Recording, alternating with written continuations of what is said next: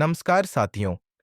आज की वीडियो में मैं आपके लिए लेकर आया हूं एक बेहतरीन pre wedding album design PSD file 12x36 size.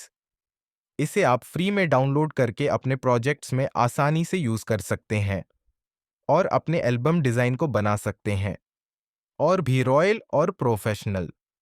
तो चलिए बिना देर किए शुरू करते हैं आज का वीडियो।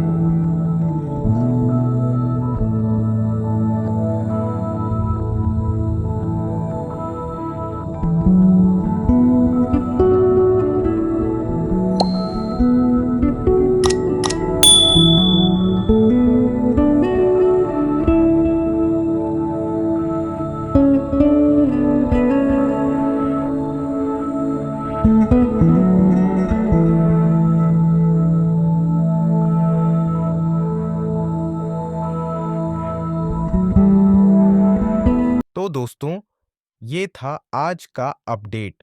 आशा है आपको पसंद आया होगा। वीडियो अच्छा लगे तो लाइक और शेयर ज़रूर करें और हमारे channel R J album design से जुड़े रहने के लिए सब्सक्राइब करना न भूलें। फिर मिलते हैं अगले वीडियो में। तब तक के लिए धन्यवाद।